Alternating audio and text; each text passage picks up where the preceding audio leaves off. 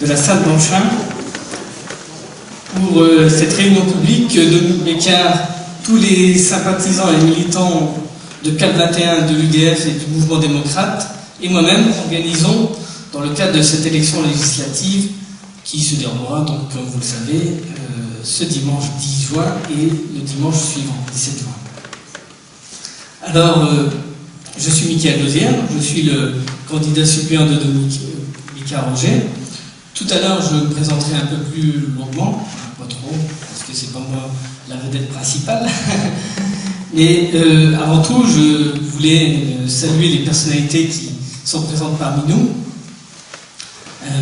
Toutes ne sont pas venues nous soutenir, certains viennent effectivement pour nous soutenir, d'autres viennent par sympathie, par amitié, d'autres par curiosité, enfin, quelle que soit leur motivation, je voulais leur dire qu'elles sont en tout cas les bienvenues. Donc je voulais saluer, sans ordre protocolaire, vous m'excuserez, Madame Marie-Dominique Lamblin, adjointe au maire de la ville de Douai, Madame Chantal Delcroix, conseillère municipale de la ville de Douai et présidente de la CAF, Monsieur Jean-Paul Vermeulen, conseiller municipal de la ville de Douai, Monsieur Jean-Luc Allais, maire d'Amel, président du CIRA et vice-président de la communauté d'agglomération du Douaisis, et Monsieur Jacques Garel, ancien président de la Chambre de commerce et d'industrie de Douai. Alors, nous arrivons au terme de cette campagne législative qui a été courte pour nous et intense. Et courte parce que le calendrier électoral le voulant ainsi, cette campagne, elle s'inscrit en fait dans la poursuite de la campagne des présidentielles que nous avons eue il y a un mois de ça. Et donc, c'est aussi pour cette raison, parce que cette campagne, c'est essentiellement François Bayrou qui l'a menée, donc c'est essentiellement pour cette raison que nous n'aborderons pas forcément tous les thématiques ce soir aujourd'hui, ceux de l'éducation, de la santé, de l'emploi, de l'environnement, etc. Enfin, toutes les thématiques. Je vous invite à vous reporter au document qui était à l'entrée, où l'essentiel du programme de François Bayrou y était présent. Mais nous aborderons nos convictions, nous présenterons, nous aborderons nos convictions et quelques thématiques qui nous sont chères, en particulier l'emploi et l'environnement. Alors, je le disais, cette campagne, elle s'inscrit dans la poursuite de la campagne de François Bayrou et de l'élection présidentielle. Et vous me direz alors tout de suite, l'élection présidentielle est passée et finalement, François Bayrou n'est pas là, c'est Nicolas Sarkozy qui a été élu président. Alors finalement, quel intérêt y aurait-il à voter pour aujourd'hui un candidat du mouvement démocrate? Alors, il y a plusieurs raisons à cela. Et la première raison, c'est c'est pour avoir un équilibre à l'Assemblée nationale. Vous savez, il y a un principe fondamental, je répète d'ailleurs ce que j'ai dit à Arleux déjà, il y a un principe fondamental et capital dans notre démocratie pour le bon fonctionnement de celle-ci, pour le bon fonctionnement de notre pays, de cette République, c'est la séparation des pouvoirs. La séparation des trois principaux pouvoirs qui sont le pouvoir législatif, le pouvoir exécutif et le pouvoir judiciaire. Alors, l'Assemblée nationale représente le pouvoir législatif et le gouvernement qui a été mis en place, le président et le gouvernement qui a été mis en place, représente le pouvoir exécutif. Et si on a introduit ce principe fondamental, et comme je l'ai déjà dit, il y a des gens qui ont versé leur sang pour ça, c'est parce que c'est une raison bien précise, c'est pour le respect de la démocratie et pour pas que le peuple soit, entre guillemets, floué. Car si on n'avait pas de pouvoir législatif, eh ben, il y aurait juste un pouvoir exécutif et le président prend une décision et puis la décision elle s'applique sans que personne puisse y maudire.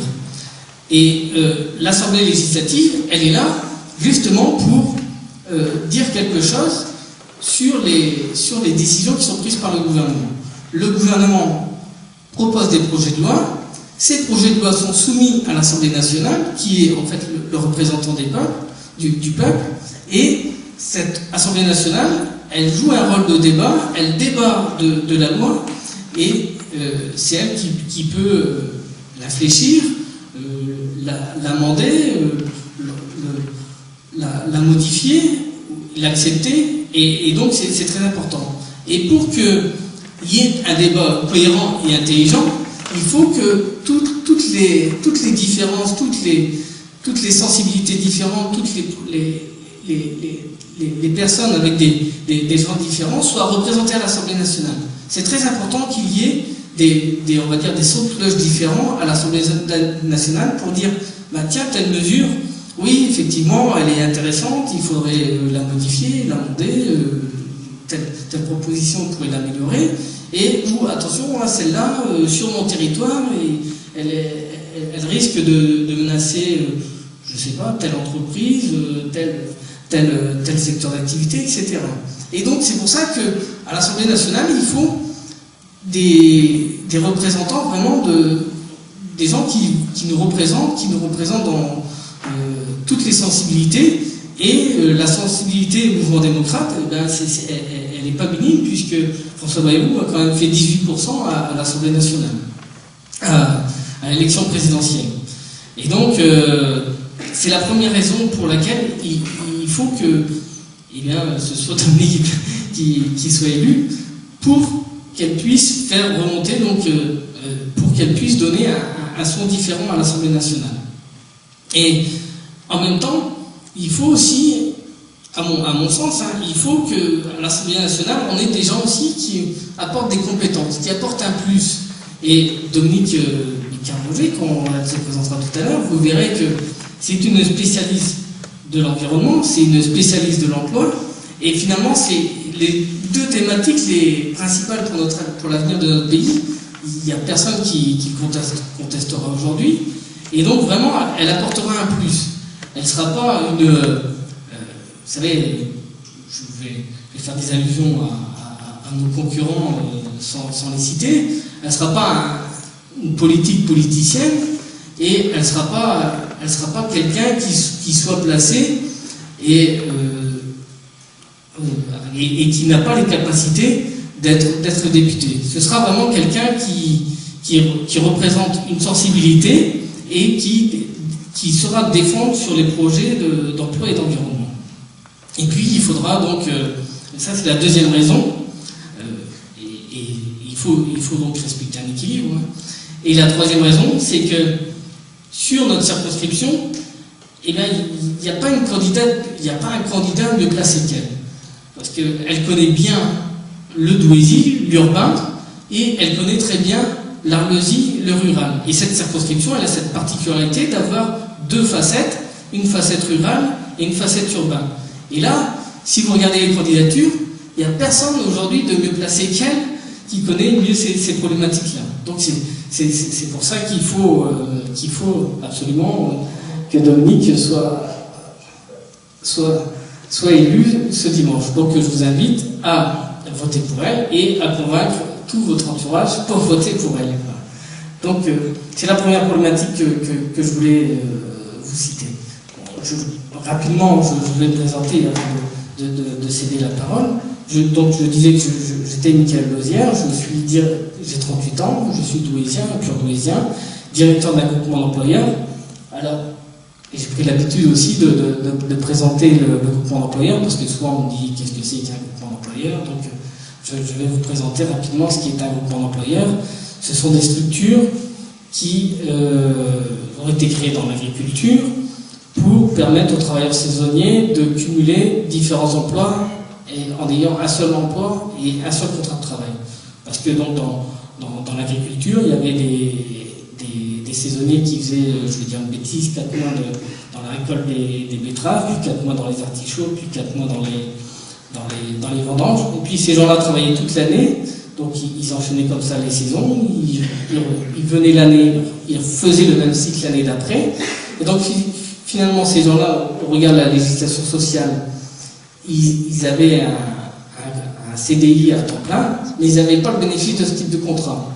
Et ça les pénalisait, pénaliser au niveau de la sécurité sociale, au niveau de leur retraite, au niveau de les ACDI, et ça les pénalisait pour des tas de démarches au quotidien qui sont l'obtention d'un prêt. Parce qu'ils n'avaient que des bouts de contrats saisonniers, qu'ils n'avaient que des bouts de CDD, et donc ils se retrouvaient pénalisés par rapport à ça. Et donc l'idée d'une loi qui a été créée en 1985, ça a été de créer une structure qui puisse réunir les différents contrats d'un même salarié sur un seul contrat. Donc il y a un seul contrat, une seule fiche de paie, et la stabilité et sécurité d'emploi la plus importante possible. Et ce phénomène cette loi donc, a inscrit la création des groupements d'employeurs. Ça s'est créé d'abord dans l'agriculture, et ça se développe aujourd'hui dans différents secteurs d'activité, et ça permet la création d'emplois. Donc c'est déjà une mesure qui est intéressante, et j'ai des confrères sur l'île qui ont des groupements d'employeurs de 300, 400, 500 salariés, qui sont d'ailleurs, qui travaillent souvent d'ailleurs en collaboration avec la CCI ou avec le MEDEF, parfois. Et donc c'est un outil très intéressant de création d'emplois, et c'est l'un des outils qu'on pourrait mettre en place dans le Poésie. À titre d'anecdote, 1985, donc cette loi, c'est une loi de gauche, et il y a un président de conseil régional qui l'a fortement développé dans sa région, donc il y a quelques années, parce qu'il était très au fait des problématiques des PME. Il avait trouvé dans cet outil un moyen de développer l'emploi. Et cette région est devenue leader en fait dans les groupements d'employeurs, et c'est la région de Poitou-Charentes avec Jean-Pierre Raffarin. Donc c'était une création de gauche, et c'est quelqu'un qui était de démocratie libérale qui l'a développé. Et donc voilà des choses cohérentes, des choses qui vont au-delà aussi des clivages politiques. Et c'est aussi un peu le sens de notre candidature, c'est qu'on va aller aussi au-delà des clivages politiques. Et notre conviction est qu'à l'Assemblée nationale, il ne faut pas être des opposants systématiques, il faut être présent pour encourager le gouvernement quand les mesures qu'il présente sont intéressantes, et pourquoi pas, comme je le disais, les amender et les modifier. Et il faut être là aussi pour interpeller le gouvernement quand ces mesures ne sont pas judicieuses. Et donc c'est finalement, à bien y réfléchir, si on pousse loin la logique, finalement il devrait y avoir une majorité de gens de mouvements démocrates. On aurait un exécutif qui est indépendant, qui crée des projets, qui les soumet à une chambre, à une Assemblée nationale majoritaire de mouvements démocrates. Et ces gens-là, parce que ce sont des gens équilibrés, parce que ce sont des gens compétents, eh bien, ils vont juger du bien fondé de la loi, et puis ils vont dire, ben oui, cette loi est intéressante, et bien on dit, validons-la, et ce sera bien pour le pays. Et dans le cas contraire, ah ben non, revoyez votre copie, cette loi pénalisera nos concitoyens. Et donc ça, c'est notre sens c'est le sens de notre candidature, et donc c'est judicieux d'avoir des gens du mouvement démocrate plutôt que des gens qui vont toujours dire oui, qui d'ailleurs n'ont pas le choix, vous savez comment ça s'est passé ces 5 dernières années, l'Assemblée nationale, les décisions de l'UMP étaient validées par le groupe UMP sous la contrainte du président de l'UMP de l'époque, qui disait, ben voilà, tout le monde vote oui, sans discuter, parce que on ne veut pas qu'il y ait justement des dissensions, on ne veut pas montrer, on ne veut pas afficher une image un peu brouillée, donc on vote tous oui, et voilà, c'est comme ça, c'est très carré.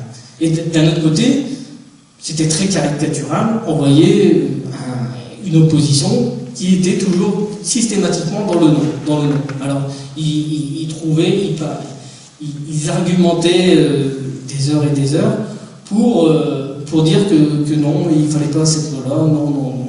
Donc finalement, c'est stérile d'avoir un camp qui dit toujours oui et un camp qui dit toujours non, et donc c'est une bonne raison pour avoir des gens du mouvement démocrate.